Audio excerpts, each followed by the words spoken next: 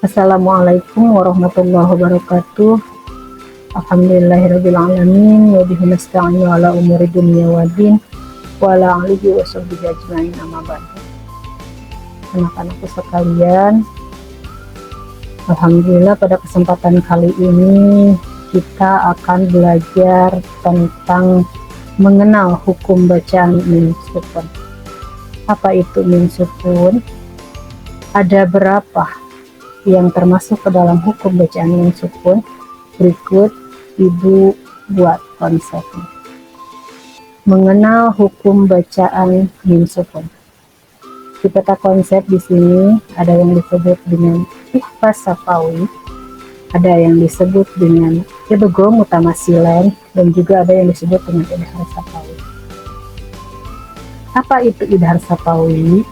Apa itu idgham mimi atau idgham mutamasilan, dan apa itu idhar syafawi? Kita akan bahas selanjutnya. Mari mengenal hukum bacaan mim sukun.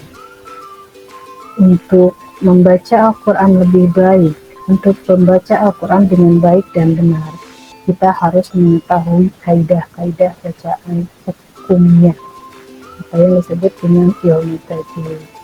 Saat ini kita akan mengenal hukum bacaan mim mati. Hukum bacaan mim mati ada 3 bagian, di antaranya ada yang disebut dengan ikhfaz syafawi. Ikhfaz syafawi yang seperti apa dan bagaimana hukum dalam Al-Quran itu dibaca dengan hukum ikhfaz syafawi. Di antaranya, jika ada mim mati atau mim sukun bertemu dengan huruf ba, maka hukum bacaannya disebut dengan ikhfaz syafawi.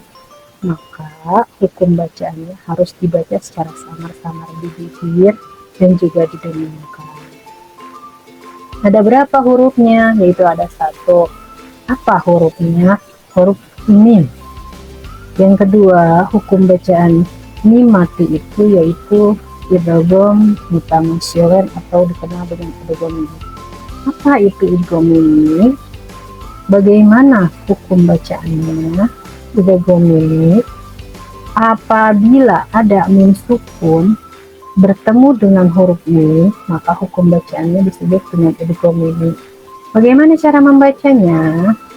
Cara membacanya dengan dibaca mim rangkap atau tasydid, dan juga didengungkan atau mendengung bacaannya. Idgham ini bisa disebut juga dengan idgham mutamasilan. Kemudian yang terakhir,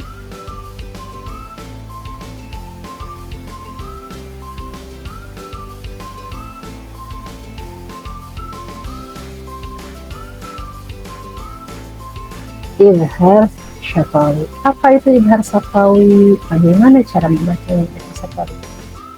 Idhar syafawi yaitu apabila atau ketika ada mim sukun bertemu dengan salah satu huruf hijaiyah yang 36, yang 26 selain daripada mim dan ba, maka hukum bacanya menjadi idhar syafawi. Idhar syafawi bagaimana cara membacanya? Jelas, karena apa? Idhar itu adalah jelas, dan syafawi itu bibir, jadi pembacaannya jelas di bibirnya. Kemudian kita akan membahas juga tentang contoh-contoh bacaan.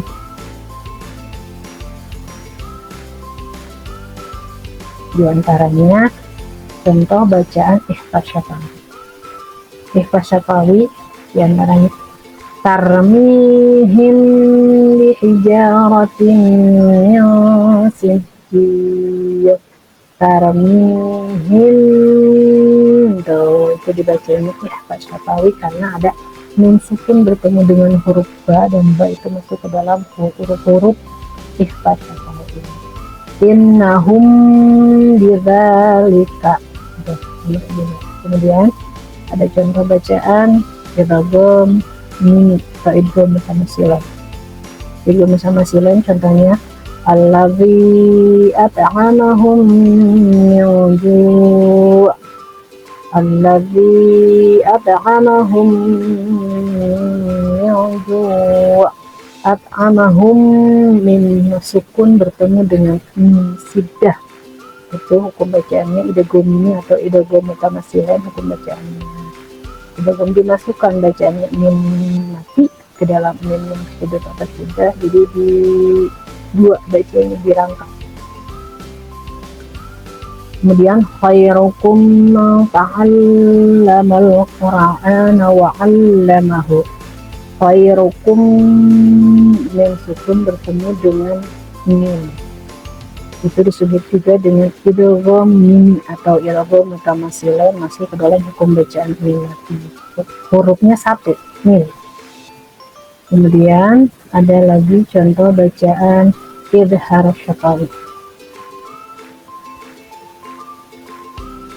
Contoh bacaan idhar syafawi diantaranya lam yalid wa lam yulad, lam yalid wa lam yulad.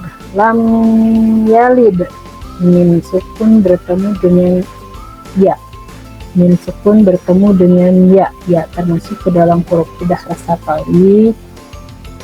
Hukum bacaannya jelas dibacanya, di bibirnya jelas. Lam yalid walam yulad. Kemudian ada lagi wala antum abiduna ma a'bud, wala antum abiduna ma a'bud. Tum abidun, tum abidun. Idhar syafawi mimati bertemu dengan awa, nah itu masuk ke dalam bacaan, hurufnya masuk ke dalam huruf idhar syafawi. Itulah untuk contoh bacaan hukum mimati, contoh-contoh bacaan idhar syafawi, idgham mutamatsilin, dan ikhlas syafawi. Baik, setelah ini Ibu meminta kalian untuk berlatih. Ayo berlatih. Di sini analisa beberapa hukum bacaan mim sukun pada ayat berikut. Kalian cari hukum bacaan yang termasuk ke dalam hukum bacaan mimati, masuk ke dalam idhar syafawi kah, idgham mutamatsilin kah, atau ikhlas syafawi kah. Kemudian yang kedua, saat di kelas Azka seringkali tidak fokus mendengarkan keterangan guru. Akhirnya dia pun tidak paham tentang hukum bacaan mim sukun dan bertanya kepadamu, bagaimana kamu akan menjawabnya? Apakah kamu akan menjelaskannya atau kamu kemudian saja, dan bagaimana terbaiknya? Kemudian yang ketiga, pelajaran apa yang dapat kamu dapat setelah belajar tentang hukum bacaan mim sukun selain kaidah bacaan Quran? Kemudian selain daripada ini juga Ibu menyiapkan lembar kerja kalian, lembar LKTD, lembar kerja kalian yang akan Ibu cantumkan nanti di bawahnya setelah ini. Baik, sekian dan terima kasih. Assalamualaikum warahmatullahi wabarakatuh.